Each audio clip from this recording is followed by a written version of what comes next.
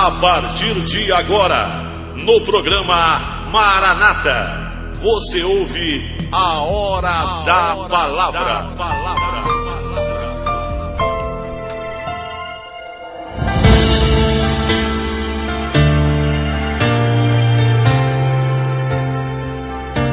Livro de Jeremias, capítulo 23, versos 5 ao 6. Dias virão, declara o Senhor, em que levantarei para Davi um renovo justo, um rei que reinará com sabedoria e fará o que é justo e certo na terra. Em seus dias, Judá será salva, Israel viverá em segurança, e este é o nome pelo qual será chamado: o Senhor é a nossa justiça. Meu querido irmão, minha querida irmã que está me ouvindo nessa manhã, ao longo dos últimos programas, nós temos estudado a palavra de Jeremias. E hoje nós faremos o fechamento, desse contexto. Talvez até voltemos a falar sobre Jeremias, anunciar mais uma vez aqui os seus ensinamentos, que cada caráter da vontade de Deus. Mas para esse ciclo nós vamos estar encerrando hoje. E a palavra diz a respeito de um novo tempo, de uma promessa vindoura a qual Jeremias está anunciando. E curiosamente, nós queremos fazer uma reflexão de quem foi Jeremias, qual é o contexto que ele viveu e de que maneira a sua vivência pode ser comparada àquilo que vivemos cotidianamente. Em primeiro lugar, uma das referências que é feita por estudiosos, Jeremias é chamado de o profeta chorão, ou o profeta das lágrimas. Talvez por todo o sofrimento que ele vivenciou em relação ao reino em que ele vivia e a dominação de um povo estranho. Ele era da parte de Judá, de Jerusalém, e nesse contexto em que ele vivia, houve a invasão, a dominação da Babilônia. Então ele viu com seus próprios anos, durante 20 anos, a opressão de um povo dominado e oprimido. Alguém que estava subjugado à mão poderosa de um exército forte que veio para levar todo o despojo, tudo aquilo que era de melhor para a Babilônia. E é nesse contexto que ele vai vivenciar, é nesse contexto de tremor, de medo, de caos que ele está vivenciando. E aí em nenhum momento ele vai deixar de anunciar a palavra de Deus. Ele vai ser ousado e corajoso para pregar aquilo que é a verdade pura, a essência da vontade de Deus para aquele povo. E ele vai dizer assim: olha, sabe por que isso veio sobre nós? Você sabe por que veio essa tribulação sobre a nossa casa, sobre a nossa tenda, sobre o nosso reino? Porque nós, povo escolhido de Deus, fechamos os olhos para a palavra, fechamos os ouvidos para a palavra e não obedecemos aquilo que é a vontade de Deus. Então ele anunciava a palavra para um povo que tinha o ouvido fechado, pregava a ouvidos surdos. E isso fazia com que a dureza do coração deste povo os levava para a idolatria, se afastava da presença de Deus. E eles ficavam sobremodo atribulados por toda a opressão do inimigo.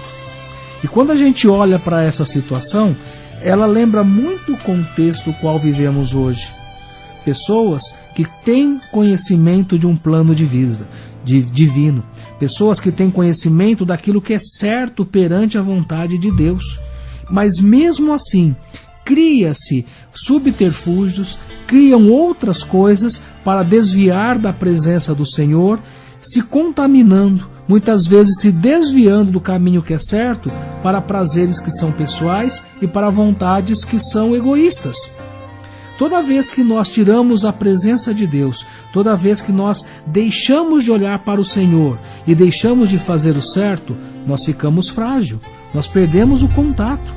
E quando nós perdemos o contato, nós passamos por dificuldades muito grandes. É importante a gente entender que situações difíceis, dias difíceis, problemas, todas as pessoas têm. De modo diferente, de um modo peculiar à sua condição econômica, à sua condição física, à sua condição familiar, os problemas eles são comuns a todos, não é exclusivo de um. Se nós falarmos que alguém não tem problema, nós estaremos sendo injustos. Mas a diferença é é que problema, quando nós o tratamos buscando a solução pela presença do Senhor, nós temos um companheiro, nós temos um ajudador que faz com que o nosso fardo fique mais leve.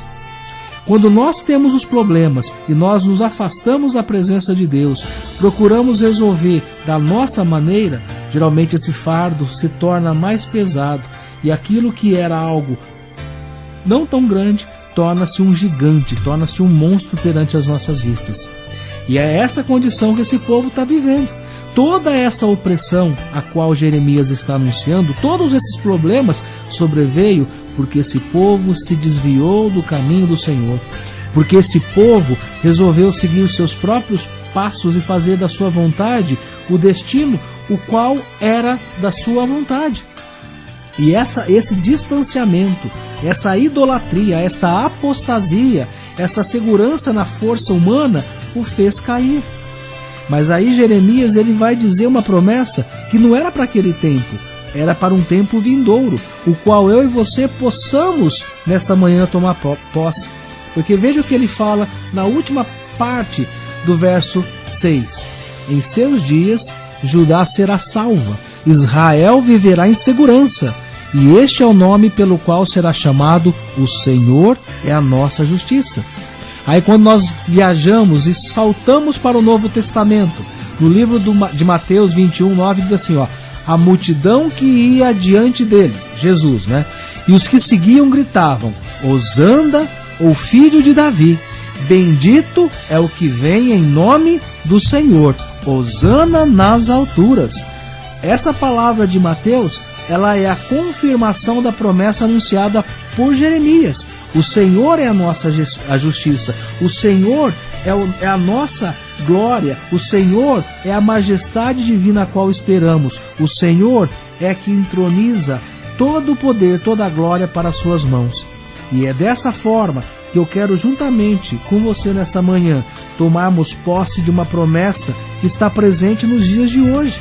Por mais que as tribulações possam vir sobre a sua vida, por mais que nós ouvimos na TV notícias de guerra, de tribulações, de conflito, de tudo aquilo que nos traz medo e insegurança, há a presença do Senhor nas nossas vidas.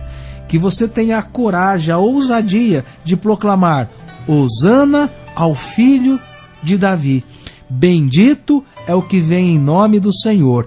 Hosana nas alturas, porque Cristo Jesus morreu e ressuscitou, e o seu Espírito está conosco, para que nós possamos descansar, para que nós possamos estar na sua presença cotidianamente, com a sede da presença de Deus, com a sede da palavra de Deus, para que nós sejamos verdadeiramente servos do Deus vivo. Que você possa guardar essa palavra nesse encerramento do estudo de Jeremias e que a sua vida possa ser edificada com essa palavra. É o que nós desejamos e oramos em nome do Senhor Jesus.